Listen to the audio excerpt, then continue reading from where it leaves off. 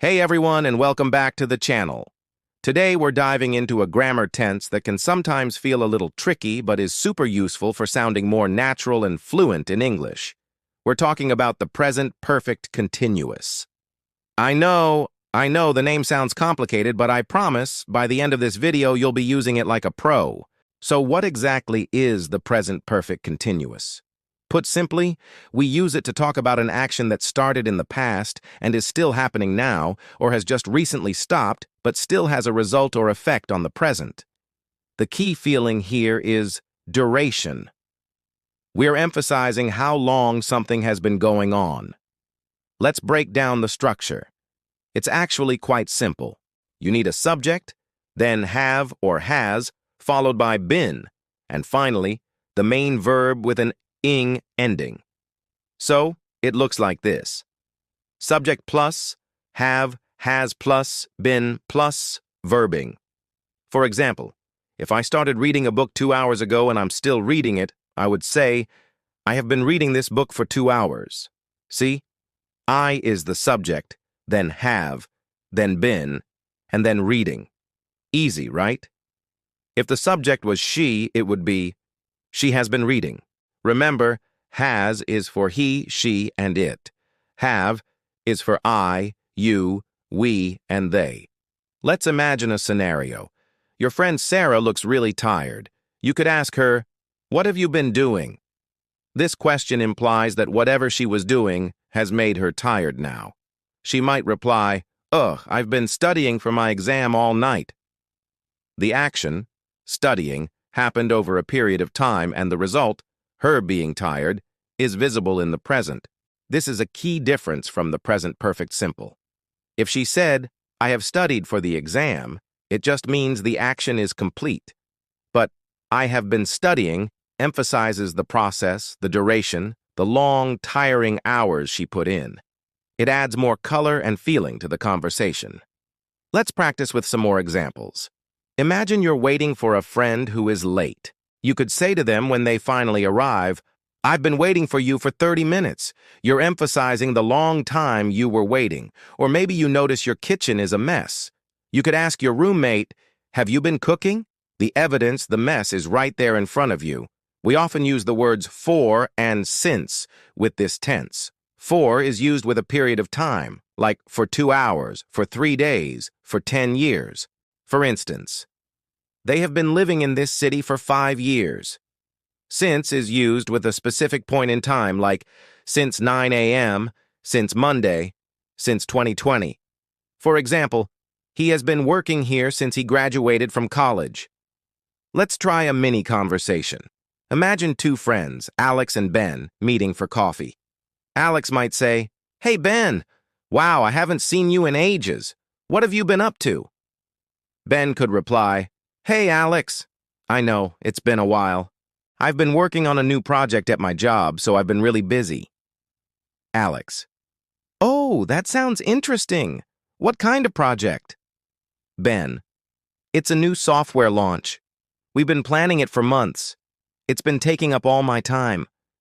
Notice how Ben uses "I've been working" and "I've been really busy" to describe his recent, continuous state. And "we've been planning" emphasizes the long duration of the project planning. Now it's important to know that we don't usually use this tense with stative verbs. Stative verbs are verbs that describe a state or condition, not an action. Think of verbs like know, believe, understand, love, own. You wouldn't say, "I have been knowing him for years." Instead, you'd use the present perfect simple. I have known him for years. So, for states, stick to the simple tense. For actions over time, the continuous is perfect. Let's try a little quiz. I'll give you a situation, and you can think about how to phrase it using the present perfect continuous. Situation 1. Your eyes are red and sore. You just finished watching a sad movie. What would you say? You'd probably say, "My eyes are sore because I've been crying." Situation 2. You see your friend covered in paint. What question would you ask? You'd ask, "What have you been doing? Have you been painting?" Situation 3. You started a new workout routine last month and you're still doing it. What could you tell a friend? You could say, I've been going to the gym 3 times a week.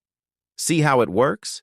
It's all about connecting a past action over a period of time to the present moment. It adds depth to your conversations and helps you express yourself more precisely. Let's do one more conversational practice, a bit longer this time. Picture a phone call between Maria and David. Maria. Hi, David, how are you? You sound out of breath. David. Hi, Maria. I'm good, just a bit tired. I've been running in the park. Maria. Oh, nice. How long have you been doing that for? David. I've been trying to run every morning for the past month. I feel much healthier. Maria. That's great to hear. I've been thinking about starting a new hobby too. I've been watching a lot of cooking shows lately and it looks so fun. David. You should. Have you been trying any new recipes? Maria. Not yet, but I've been collecting some online. I'm starting this weekend. In this conversation, I've been running explains why David is out of breath. I've been trying, and I've been watching, describe recent ongoing activities and habits. It makes the conversation feel very current and dynamic. So to recap, we use the present perfect continuous for actions that started in the past and are still continuing or have just stopped but have a present result. The structure is subject plus, have, has plus, been plus verbing, and we often use it with for and since to talk about duration. Remember to avoid it with stative verbs like know or love. The best way to master this is to practice. Try to notice it when you're reading or listening to English. And more importantly, try to use it yourself. The next time you're talking to someone about what you've been doing recently, challenge yourself to use the present perfect continuous. Talk about a TV series you've been watching, a project you've been working on, or a new skill you've been learning. It might feel a little strange at first, but the more you use it, the more natural it will become. It's one of those tenses that really separates intermediate speakers from advanced, fluent speakers. So, give it a try. That's all for today's lesson on the present perfect continuous. I hope you found it helpful and that things are a little clearer now. If you have any questions, please drop them in the comments below. I love reading your comments and I do my best to answer them all. Thank you so much for watching. If you enjoyed this video and learned something new, please give it a thumbs up and don't forget to subscribe to the channel and hit that notification bell so you won't miss any of our future English lessons. Keep practicing and I'll see you in the next video. Bye for now.